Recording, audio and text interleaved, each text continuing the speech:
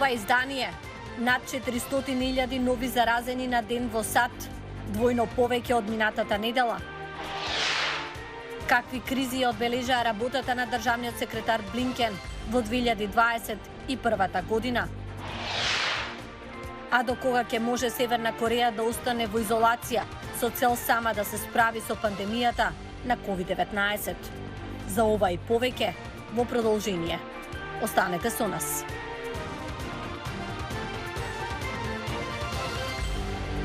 Поздрав до сите што не гледаат. Ова е Newsflash на Гласот на Америка на македонски. Јас сум Милена Ѓоргиевска. Бројот на нови ковид случаи во САД надмина 400.000, што е двојно повеќе од минатата недела, а речиси 3 пати повеќе од пред само 2 недели. Паквите бројки ги испразнија училиштата.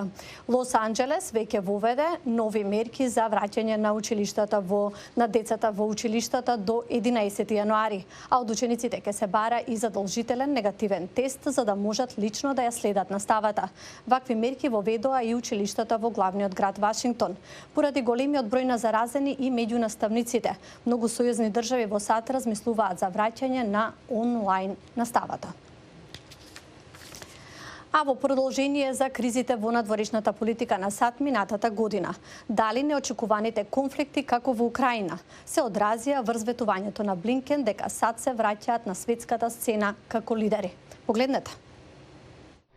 Надежите беа големи кај многу американски сојузници наблюдувачи ширум светот со положувањето заклетва на Ентони Блинкен како 71-ви државен секретар на САД во јануари. It's a new day for America. It's a new day for the world.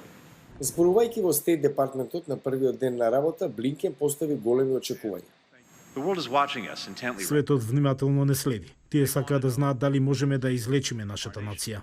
Тие сакаат да видат дали ќе го дадеме најдоброто во дипломатијата и со нашите сојузници и партнери да одговориме на големите предизвици на нашето време, како што е пандемијата, климатските промени, економската криза, заканите за демократиите, борбите за расна правда и опасноста за нашата безбедност и глобална стабилност, олицетворена во нашите ривали и противници. Но ветувањата во јануари беа пресретнати со тешката реалност на теренот. Февруарскиот воен удар во Мјанмар, проследен со насилно задушување на десетици илјади демонстранти, јулскиот атентат на председателот Хаити и октомврискиот воен удар во Судан, се само некои од меѓународните кризи со кои се справи администрацијата на Бајден 2021. САД, исто така, работат на помагање да се стави крај на едногодишниот конфликт што започна во северниот регион Тигреј во Етиопија, каде што милиони лица гладуваат. Мислам дека администрацијата на Бајден направи огромен дипломатски напор со назначувањето на специјалниот пратеник Џефри Фелтман, но ништо од тој ангажман не направи голема разлика. И покрај надворешните предизвици, аналитичарите велат дека американскиот претседател Бајден и Ентони Блинкен биле успешни во нивната клучна цел да го исправат она што според нивно мислење било застрането со политиката на поранешниот претседател Трамп, Америка на прво место. Мислам дека тие успеа да се држат до нивниот генерален план. Председателот Бајден ќе замине во Европа напролет да ги продлабочи партнерствата и сојузите со европските демократски сојузници, како и со Азија, каде ќе се обиде да ги уверат земите дека САД се на правиот пат. Но аналитичарите велат дека хаотичното повлекување на Америка до Афганистан во август ја ставило на тест администрацијата на Бајден, заедно со лутиот одговор на Франција по договорот за подморници меѓу САД и Австралија.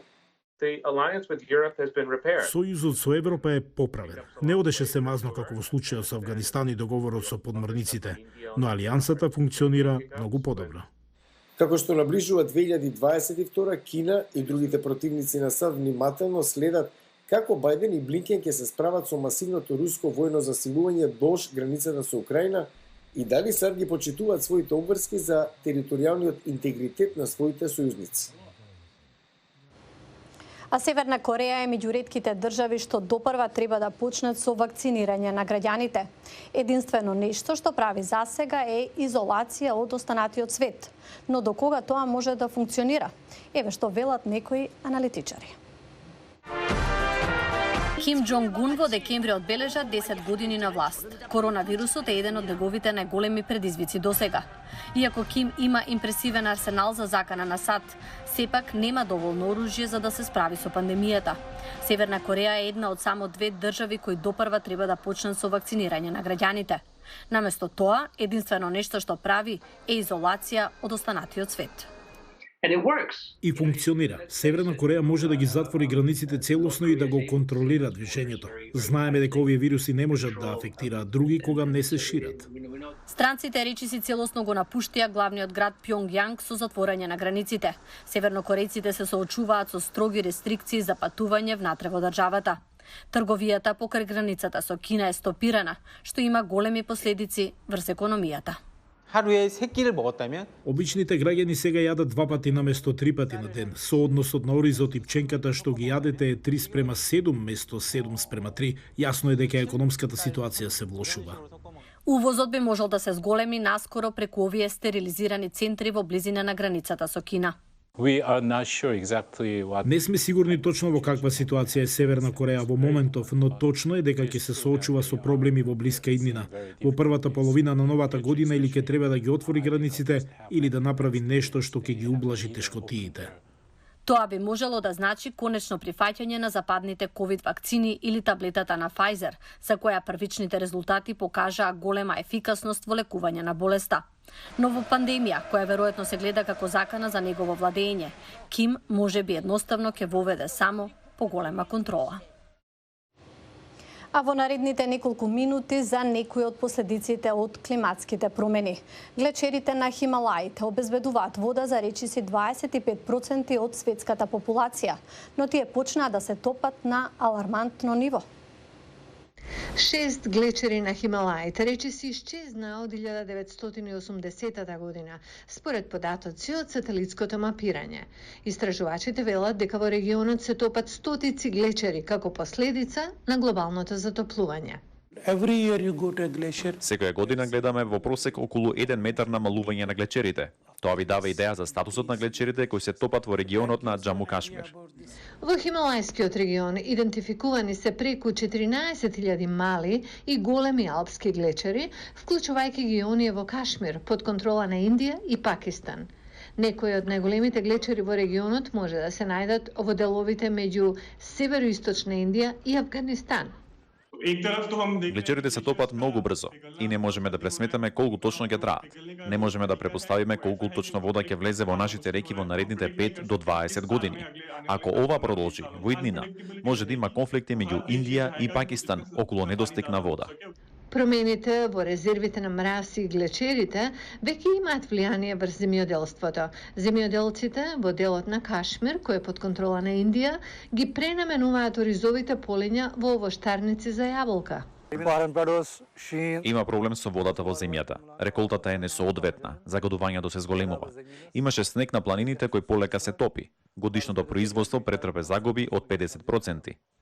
Локалното земјоделство ги задоволува потребите на мнозинството жители во Пакистан и Индија, додека двете држави имаат долга историја на несогласувања околу управувањето со водата.